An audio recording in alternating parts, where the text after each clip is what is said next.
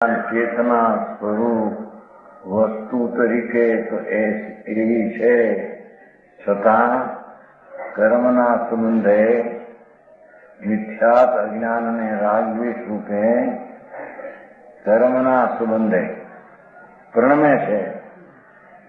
એ સંસાર છે, એ પરિભ્રમણ અને દુઃખ છે.